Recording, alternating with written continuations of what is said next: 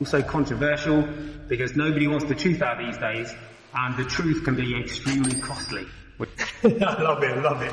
Explain to us first what Bitcoin is and how it came about. The crypto crowd, they don't want you to know who Satoshi Nakamoto is. They don't want you to listen to it because they want you to be involved in all of these scams because they want it to be illegitimate. Nothing, a crypto market cap of $3.2 trillion of complete fraud because that is what is so powerful about Bitcoin. In the trillions, we're not even talking billions, are we? It is nuts. Government will create currency to control the people. Or we will create government through a common money system that no one controls.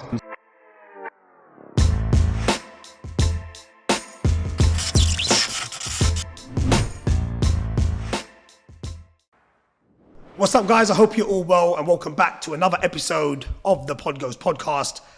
So, guys, I've had so many messages in the last couple of months regarding Bitcoin trading and that sort of stuff. It's an industry I know not much about. So, therefore, I'm pleased to bring onto the show the defender of Bitcoin, Mr. Toshi. How you doing, mate? I'm all right, mate. Thanks for having me on the show. I want to go straight to it. The mask. So you'll probably, by the end of the episode, you'll understand why I'm wearing this because the information I've got is quite explosive, really. And it's also controversial because nobody wants the truth out these days. And the truth can be extremely costly, which is why I'm like this. I love it. I want to go on straight to the thing. Like I explained in the intro, me and so many other people who don't know nothing about Bitcoin. Literally, for us, it's more like we know it was worth once upon a time £1, let's say, and now it's worth 100 grand. Explain to us first what Bitcoin is and how it came about. Great question, yeah. So this is the thing that everybody misses. So the Bitcoin white paper was initially released on the 31st of October 2008. However, if you look back at history, you'll actually find that it was first released on the 21st of August 2008, which is before the official release of the white paper. And if you want to know who Satoshi Nakamoto is, all you do is you look back at that early white paper because his name is on it. And none of the banks want you to know this. Like none of the crypto crowd, they don't want you to know who Satoshi Nakamoto is. They don't want you to listen to him because they want you to be involved in all of these scams because they want it to be illegitimate. But this is the one thing that no one gets. What the white paper did for the first time in history is express how to commoditize digital data. And the reason the expression of digital data is so important is because money has to be a commodity. And people's understanding of economics is so limited when I have to explain it. I'll literally go back to do economics 101. There are only 4 things that circulate within an economy. Nothing else, literally nothing else. You have goods that are manufactured, you have services that are provided, you've got commodities that are only ever extracted or grown, so there's no human barrier to entry, making them common to everyone. Yep. And then you have securities, which are secured entitlement, so anything that is one step removed from something else. For example, a certificate, a token, a gift card, a voucher, they all secure your entitlement to something. Now, the reason people are so confused about Bitcoin is because there is a 5th one in an economy, and that 5th one is securities fraud. And a fraud is something that is meant to entitle you to something of value, but in actual fact, it doesn't. But it's like this. There is an African proverb that says, "A lie has many versions, the truth none." Now, data can only be commoditized one way. There is only one way to commoditize data, but there is an infinite number of ways to make an economically worthless security offering, which is why we have a crypto market cap of $3.2 trillion of complete fraud, because they are distracting people away from the one protocol that threatens the economic power and dominance of the central banks. That is what is so powerful about Bitcoin. Wow. That's nuts. Absolutely mad. So it's like in the trillions. It's not even, we're not even talking billions, are we? It is nuts. So this is literally the battle for the fate of our species, to be honest with you, because it's like this. We either have a common money used by the people to create government that works for the people, or government will create currency to control the people. And they are the only options available to us. When you boil everything down to the bare bones, that is it. The government will either control us through a currency that they create, or we will create government through a common money system that no one controls. And therefore, we organise a government to help society. And that is it. And that's what these banks and the politicians don't want you to know. Because the moment power gets taken out of their hands, the people take the power back, and they have none, which means they can't achieve their end goal of installing a totalitarian one world government. Jeez. It's was heavy. a lot. Yeah. So, obviously now, obviously because you know so much about the whole history and, getting it out there, what is the whole, there's so many other coins and people, someone like me, I've been hearing there's euphorium and this and that. What's their hold in the whole market? Bitcoin's number one. Mm-hmm. What are they? Are they something where you can generally make money? So they're all Ponzi schemes. They're all economically worthless security offerings. They are tokens created by centralized networks. And if they're a centralized network, it has no value to me whatsoever. But because nobody knows what Bitcoin is, it means that these scammers can produce tokens and make a killing off it by pure speculation. Because nobody wants to know the truth. And that's why I'm wearing a mask, because I'm getting the truth out there.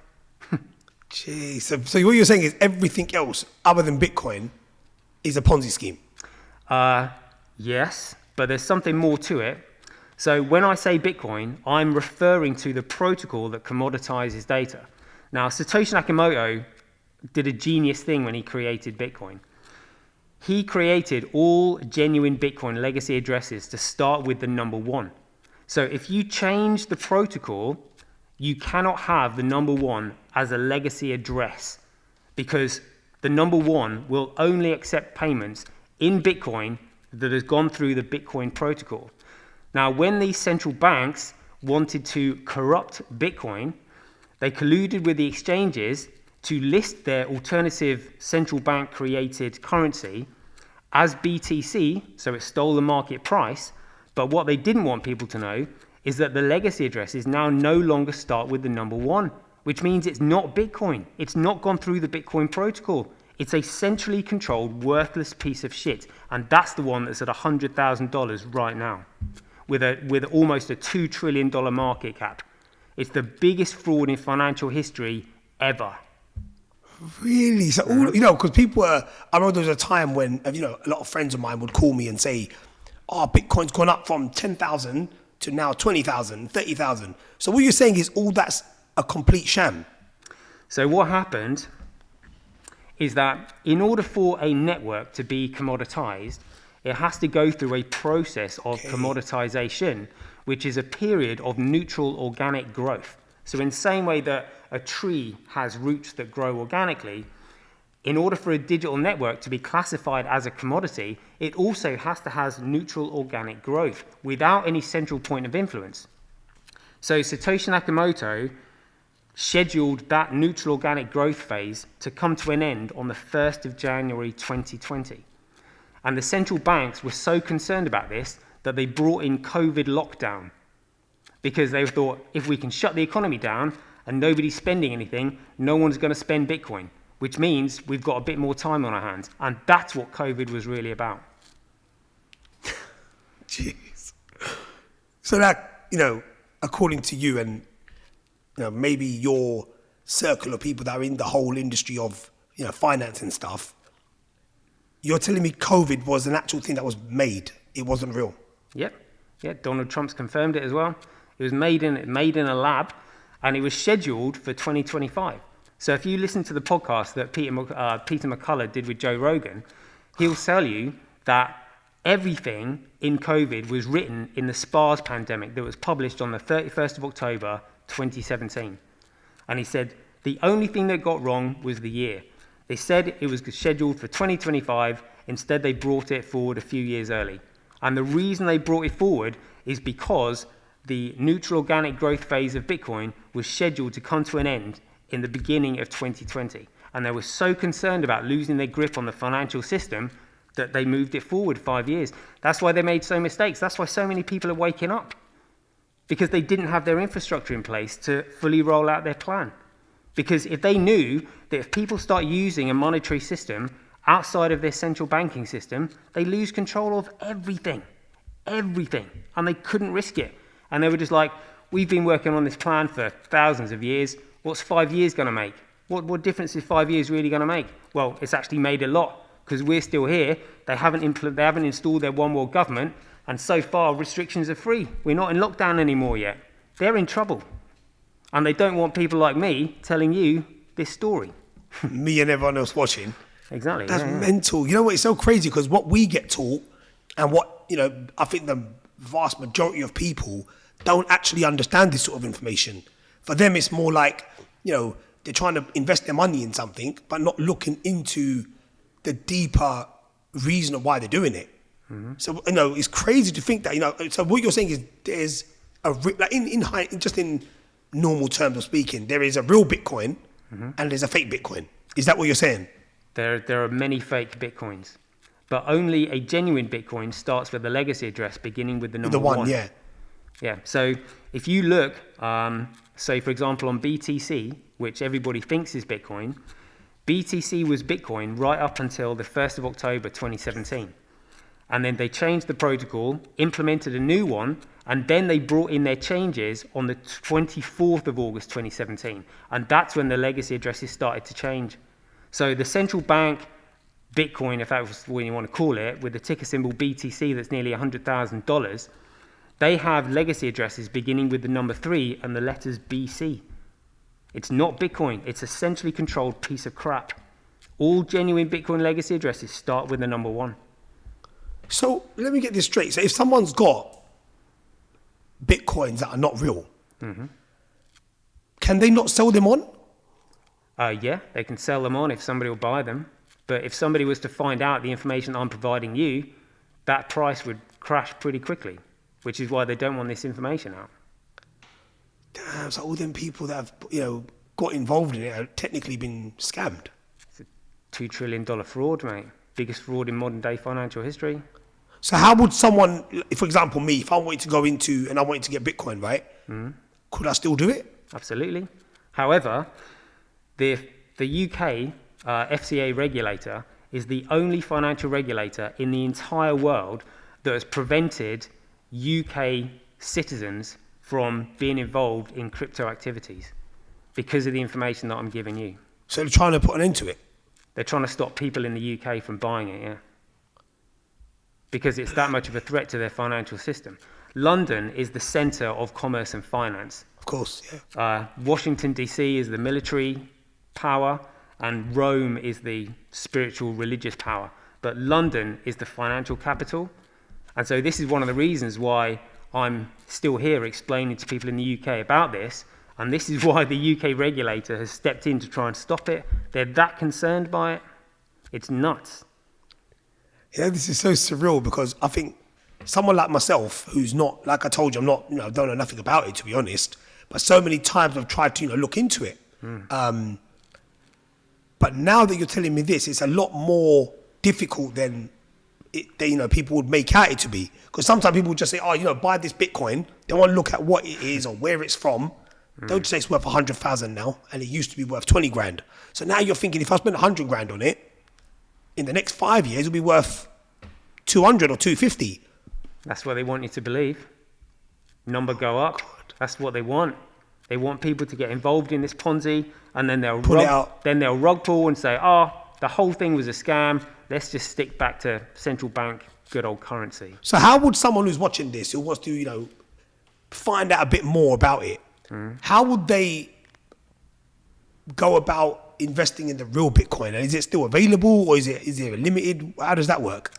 Yes, so I can't tell you how to purchase it in this country, because every single on-ramp that I've exposed gets shut down within days.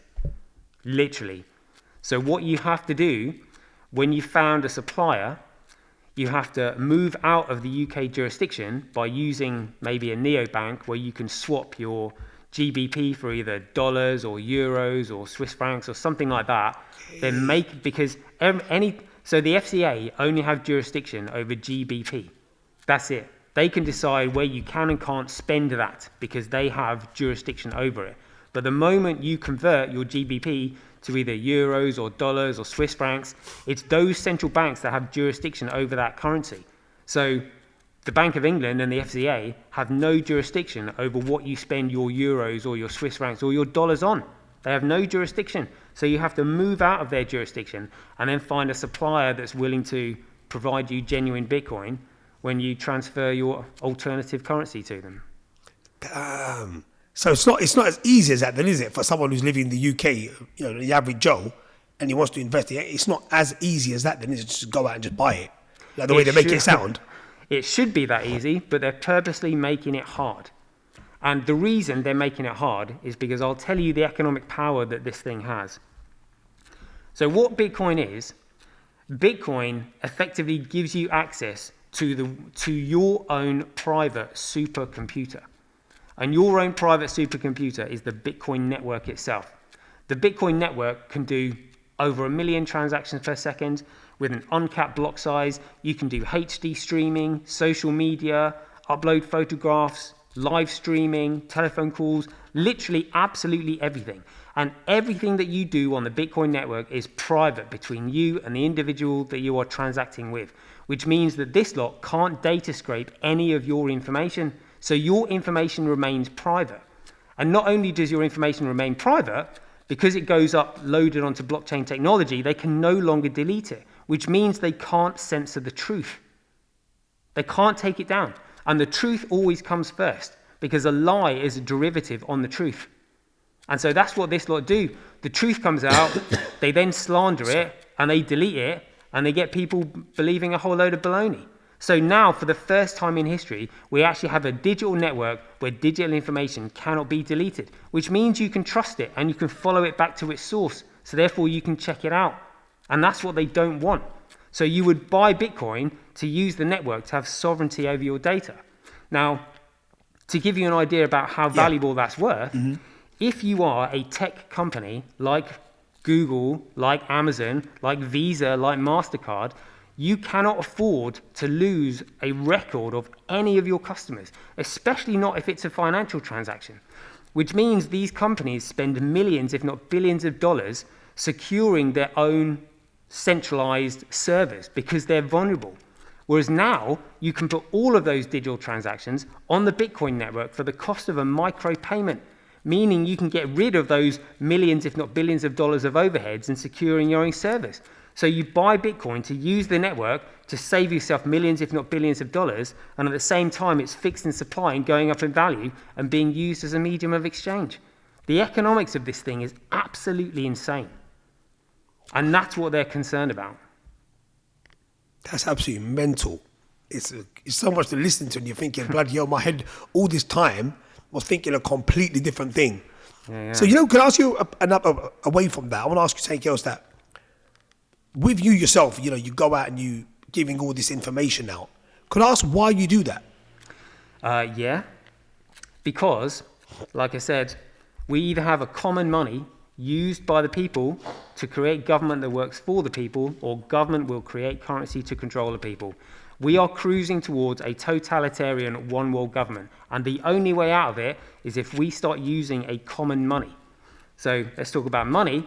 The word money is an amalgamation of two words. It is a monopoly commodity. So going back to the four things that circulate within an economy, let's talk about what a commodity is, because very few people know. The word commodity is an amalgamation of three words. It's first of all something that's common, so therefore it's only ever been extracted or grown. It's then been itemized, so in other words, packaged, like bottled, barreled, boxed, or something like that, and then uniquely identified so that you have a claim on that item, like the item of coffee, the barrel of oil, something like that. So a commodity is a common item identified, and you can see it in the word commodity, commo, C-O-M-M-O, and then IT, item, and then D-I-T-Y, common item identify. That's what it is. So what happens is, when there are two people transacting with one another, you can barter, you can swap like for like. However, when a third person comes into trade and an economy is created, you then need something of common value to share between you all, where you can exchange your unique goods and services. So the only thing that will do is something that has common value to everybody, which has to be a commodity. And a commodity only gets its value from its usefulness. If something is useful, it's valuable. If something is useless, it's worthless. So what happens is, when these mediums of exchange that are commodities are being used as a tool to enable, encourage, and accelerate the facilitation of trade, they will outcompete one another until everybody uses just one. So what happens is, when a commodity monopolizes a market due to its ability to be used as a medium of exchange, it becomes a monopoly commodity and recognized as money. So money takes time to emerge. Whereas currency, for example, currency is just simply a circulating security.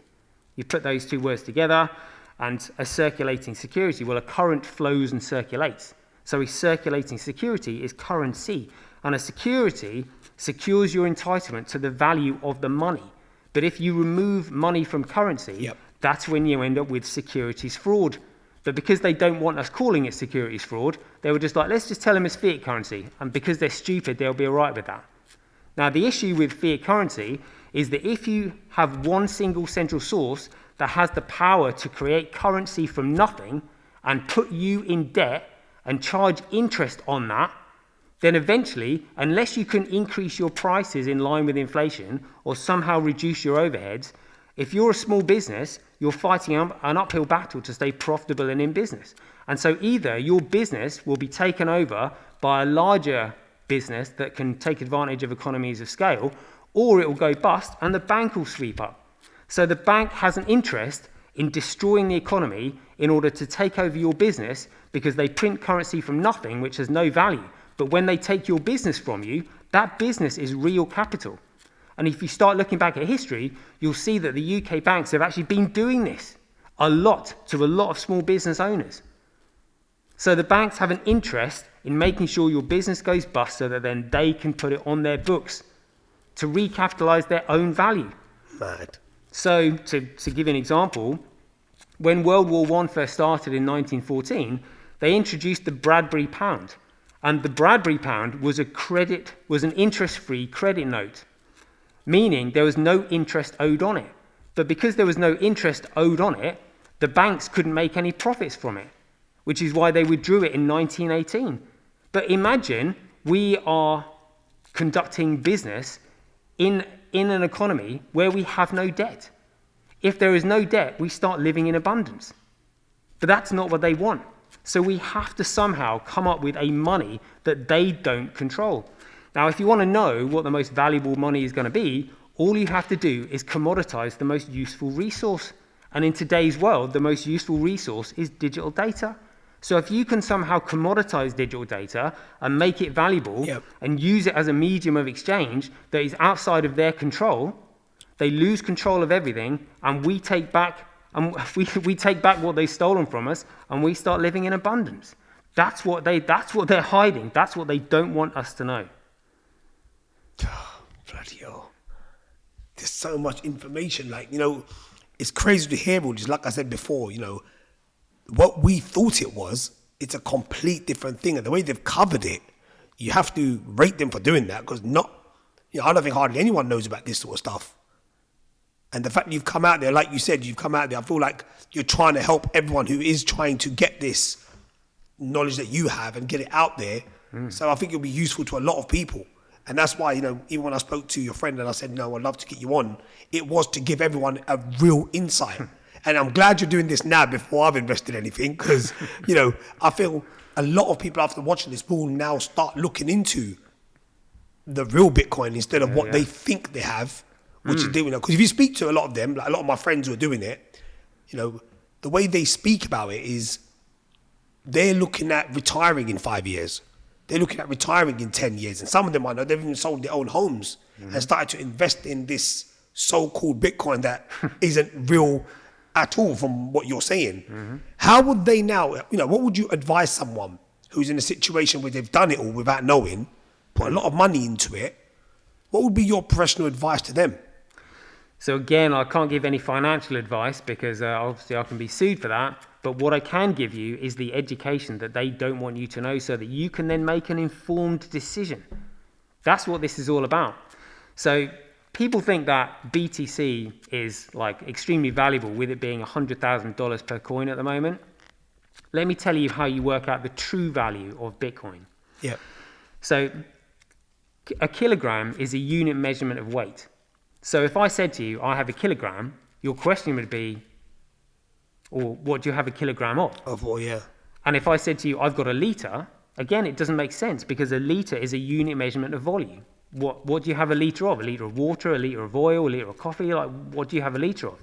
And this is the fraud they're perpetrating on us because fiat currency is a unit measurement of value without any value backing it. So when a true money comes along, that money, that commodity, will take on the market capitalization of every single financial market that is currently measured in fiat currency. So in the future, if you're selling a £300,000 property, you won't be selling a £300,000 property for something of no value. Of course. You'll be selling a £300,000 property for £300,000 worth of Bitcoin. So it's a value exchange. So to give you a rough idea, the largest market or the largest financial market by far in the world right now is the derivatives market, estimated to be between $1 quadrillion and $1.2 quadrillion. So just to give you a rougher estimate of what Bitcoin is really worth, you would divide $1 quadrillion by 21 million coins and you come up with a figure around $40 million per coin. So $100,000 is nothing. But that $100,000 is a fake coin the central banks created. Damn, you're going to be the reason a lot of people are going to start getting mad after this. Mm-hmm. So, for example, like I asked you before, if someone wants to invest into something, I want to know more about the other coins. Because if you speak to someone who is trying to get you, they might think they're helping you. But with me, luckily, I've never ever been, I'm one of them people that if I don't know about something, I'm just a bit curious. I'd rather stick to what I know. So all these other coins, and like you said, they're all Ponzi schemes, a lot of them. All of them. Some people, they invest in everything, thinking, we put something in there. So what is all that about when they start showing you that they're making profits? They're showing you, where is that profit coming from? Is that, like you said, is it the people that have created this? Is it them just creating a database which isn't even real? So they're trading on speculation because nobody knows what Bitcoin is.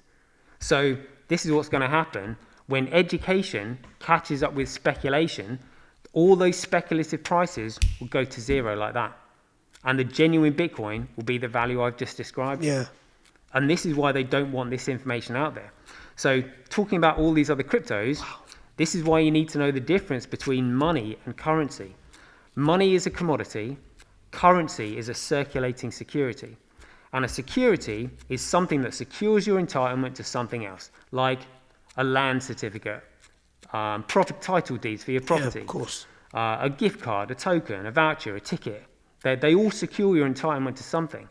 However, if somebody produces something like a digital token and spins up a story about it and someone goes, oh, well, that sounds great, I might buy that, but in actual fact, the story is an absolute load of tosh, then they've scammed you. They've made that from nothing, spun you a yarn, you've believed it, speculated on it, and they've gone, right, thanks very much.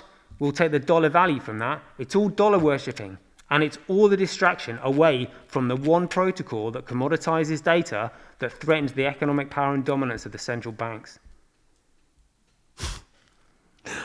My God. It's mad to think that, like I said, for anyone who's watching it, they're thinking like they knew nothing about this. I'm sure a lot of people will be now looking into either getting rid of them or investing in the real thing, but not in the UK. I want to now jump onto something which is like a very big trend on social media. And what happens is so many people, and this is actually a really big question towards, for you.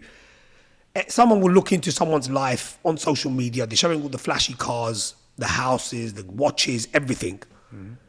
But what they do is they're asking everyone to join a university or join their Telegram groups and if you invest £500, we'll quadruple that by the end of the year or by the end of the month or whatever. What's all that about? Is that something that is a fraud, or is that something that they can make money on? For this is, in fact, I reckon me myself, I've probably had hundreds of messages throughout the years asking me, is this real?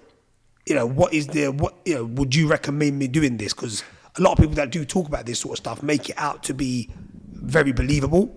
And how they do that is by getting a famous influencer on board. And then that influencer's pushing it out, not really knowing what the substance is behind what they're selling or what they're giving advice on. What's your views on that? They're all scammers. If they can tell you a lie and they can extract, fiat currency from your pocket, that's what they'll do. And so they're taking advantage of people's ignorance, not knowing what Bitcoin is. That's why they don't want this information out there that I'm giving you. So the most important thing to know and understand is the protocol of Bitcoin. Now, it is a bit complicated, but I've simplified it, and I'll see if I can explain it to you right here. So, go for it. In order to make sure that a network doesn't have any central point of authority, control, or failure, it must be distributed and have multiple components sustaining the network. But those components must be economically competitive to one another, because without competition, you simply get collusion and centralization. That is the foundation principle of the protocol. It must be economically competitive. And economic competition, in a digital sense, can only occur with a consensus mechanism called proof of work. And so what they've done is they've created all these other shitcoins with consensus mechanisms like proof of stake, where there's no competition. Once you've made your stake, there's no opportunity cost in maintaining the stake, which means it's centrally controlled. Other coins are pre-mined, where literally they're not even distributed, let alone economically competitive. Somebody's made them up on the spot. Other coins are what they call ERC20 tokens, which is just simply tokens built on the back of an already existing coin. They're literally absolutely worthless. So the foundation must be economically competitive and distributed, fundamentally. Now, if there is criminal activity taking place on that network, you somehow have to move accountability and responsibility from those facilitating the network onto the users of the network, which means that if there's criminal activity taking place, those who are sustaining the network are not responsible for it. And the way you do that is by making sure there is a digital signature attached to every single transaction that is made on the network. And it's that digital signature that leads to the living man or woman behind the transaction. Now, this is another thing that's really important. People need to know the difference between anonymity and privacy. So anonymity is what you would seek if you were in a toilet cubicle. No one knows you're in there. You can do your business and no one knows what you've done. You're accountable to nobody. You have complete control. However, privacy is what you and your partner would seek behind the bedroom door. You can identify each other, you can engage with each other, but no third party can see, hear, or interfere.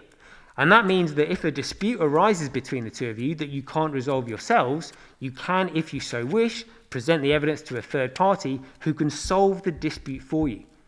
So this means that anonymous networks are centrally controlled and therefore economically worthless because they are not common. Someone somewhere can do something on the network that nobody else would know about. And that's what you can't have. So this is where a chain of digital signatures comes in. If there is a chain of digital signatures, each transaction is private, but each individual can prove, if they want to, who they transacted with. And so if you want to remove all contractual credibility from the Bitcoin network, what you have to do is attack the chain of digital signatures. But the thing is, when you attack the chain of digital signatures, you change the protocol and you lose the number one legacy address. Don't want to lose that. Not at all, because you lose all. If I'm making a transaction to you in a digital sense, right, if you do a runner with that transaction, or I don't get the good or service that I expected, and I therefore want my money back, or I want the good or service, we would have to go to a third party, i.e. a court, And a court would say, well, first of all, can you prove you sent that transaction and can you prove they've received it? The only way you can prove that you sent it and that they received it is that if you sent something with your digital signature on it that they received. That is it. So it's the signature that gives that transaction contractual credibility and therefore economic value. So the protocol of Bitcoin is an economically competitive distributed foundation with a chain of digital signatures, creating a private association, meaning that if there is any criminal activity taking place on the network, child trafficking, gun running, warmongering, drug dealing, whatever you want to call it, through the chain of digital signatures, the members of that association can trace the transactions back and find the living men and women who were involved in that activity and stamp it out. That's why the chain of digital signatures is so important, and this is why the central banks don't want it, because it's the central banks that facilitate all the financial crimes in the world. Drug dealing, child trafficking, gun running, organ trafficking. The banks know exactly who's doing it. They are the ones who are facilitating it. So the real gangster are the banks, right? Absolutely. Yeah. And nobody will blame the banks because everybody has a bank account and nobody wants to be debanked. They've literally got you by the short and curlies. That is their ultimate source of power. All legal and political influence stem from economic power, which is why they can't allow Bitcoin to get out there, and that's why I'm wearing a mask. You better keep that on. Yep. Yeah, it's so crazy. Honestly, even me, I'm just listening to it. I'm like, how have you got all this knowledge? You must have looked into this for such a long time. Because I don't think it's something that you can just read overnight, or the way you're breaking it down, this like years of knowledge and serious studying, and you're putting it out on a podcast. And I'm sure so many people will learn from this. And that's why I did say I wanted it to be educational. And I wanted it to be, because so many people have approached me to do crypto stuff, but I think it's more them promoting something that isn't real. And I don't want to be sitting here talking to them about how they bought their yachts and their cars and telling everyone, no, start investing in this and that. Because the reality is what you're telling us right now. And they wouldn't want that to come out, especially if they probably would, if they had, if they didn't have the mask on, they probably would want to speak to you, and that's when, things get a little bit messier and stuff, because they don't want people to know exactly, this sort of information. They don't want people to know that they're scammers. That's it. If you've got this information, nobody can pull the wool over your eyes. And it's as simple as this. With those two parts there, an economically competitive distributed foundation, a chain of digital signatures, you then require the network to have unbounded scale utility so that anyone and everyone can use it. Because if you have a limited network, it means that limitations and restrictions can be manufactured and the network be manipulated. And if it's being manipulated, it can therefore be controlled. So therefore, you have to have an uncapped block size. So the network can have an unlimited amount of data uploaded to it and nobody gets priced out. So that's the third thing. And then finally, in order to make the network economically competitive, there has to be a digital asset that you compete for. And that digital asset has to be fixed in supply so that no one can manipulate it. And those four things have to remain in place forever. If any time any one of those four things is broken, you securitize the network and you remove all value, all of it. And this is what has happened. Because in order for those four elements, and the fifth one being locked, not only does the network have to have that, the network has to go through this neutral organic growth phase as well, which was due to come to an end on the 1st of January 2020. And that neutral organic growth is what no other network can replicate. And nobody can create another digital commodity because you can only make it one way. And if one digital commodity is out there, which is Bitcoin, you can't make another one. It will be exactly the same. So you may as well use the network that has got the most security on it, which is one that's had the most neutral organic growth. That is it. And so all you do is you follow the number one legacy address. Now what's happened is these people who commit these frauds, they know that doing it just once isn't enough. They have to do it twice before people get too confused. So what they've done is they've actually hijacked the protocol twice. So first of all, you'll see BTC that has legacy addresses now beginning with the number 3 or the letters BC. You'll then see Bitcoin Cash, which has legacy addresses beginning with either P or Q. But the number one legacy address that goes right the way back to the Genesis block now has the ticker symbol BSV. And that is now $30. And it's worth tens of millions. So it's a good thing to invest in, right? Maybe. I hope it was talk to your camera in a bit. So you know what? I want to talk about something else now. So many businesses now, I've been reading it up on social media because I'm heavily involved in that. And they say we now accept Bitcoin. So for cars or jewelry or anything. So according to what you're saying, if they want to make a payment, if you want to buy something from them, I'm sure they're probably accepting the Bitcoin that's not the real Bitcoin. Mm-hmm. How does that work? Wouldn't they look into it, or are they falling for the whole scheme? Because as a business, I'm sure they've probably looked into whatever they're giving. They're giving basically their prized asset away for technically nothing. No one knows this. How can you know this unless you have an understanding of economics? Exactly. And how many people know about economics these days? They've purposely made economics boring and stuffy so that no one pays any attention to it. Everybody's looking at these young pretty girls jiggling their boobies on TikTok and stuff like that. Nobody's paying attention to it. However, its utility is undeniable. And its utility, when people start using the network, that will expose the real Bitcoin. Now, when this neutral organic growth phase finished in January 2020, Yep. that means that Satoshi Nakamoto could come out and reveal his true identity, because the amount of influence that he would have over the neutral organic growth of the network would be minimal at that stage, because it's already been growing for 10 years. So he's just like, right, it doesn't matter if I prove myself now, because the amount of effect I'm going to have on the growth of the network is minimal. But what I can do is I can now start scaling it. I can scaling it massive. And because he is one of the world's best cybersecurity experts, he has contacts within the tech industry, and he will be showing them how to use it. So I suspect there is going to be millions of transactions coming on the network very soon. And when people start realizing that actually you can use this for all of your social media requirements, and that financial institutions can use it for their electronic payment systems, where the electronic records can't be cracked, hacked, altered, changed, or deleted, they're going to be all over this. It's all hell's going to break loose. Literally. Yeah. It's literally going to be the most valuable money on earth, because you can now send a payment around the world that can't be stopped as fast and as efficient as light. Damn. And you have sovereignty over your data now. So you can go on holiday and you can upload your social media snaps, and they can't data scrape any of your information anymore.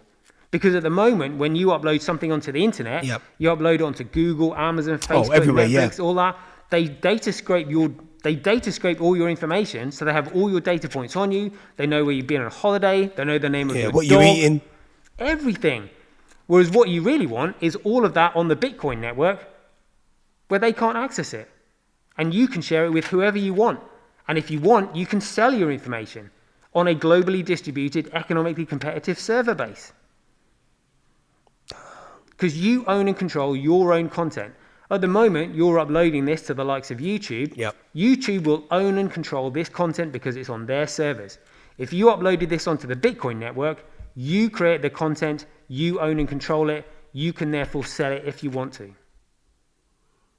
So they can really control the views, how much people have been engaging with it. I've had a few issues like that in the past. They can shadow ban you. Yeah, they can, Not anymore. And the way you use Bitcoin is you buy Bitcoin in order to upload your digital information onto the network. That's where the coin gets its demand from. You buy it to use it. But they don't want you to know that. They want you to think you just buy and hodl and just dump it on somebody else whenever you think the price is too high. That's it. They want you to think it's a speculative piece of crap, another Ponzi scheme. It's outrageous. So when will all this, according to you, obviously you're not, like you said, you're just telling everyone what you know. You can't give financial advice. But for someone that's obviously doing all this stuff and they think in their head they're worth millions and whatever, do you reckon there's a time that you can put on when this will blow up for them? Like, meaning, can this go on for as long as it can go on, or whenever they pull the plug on it? That's it.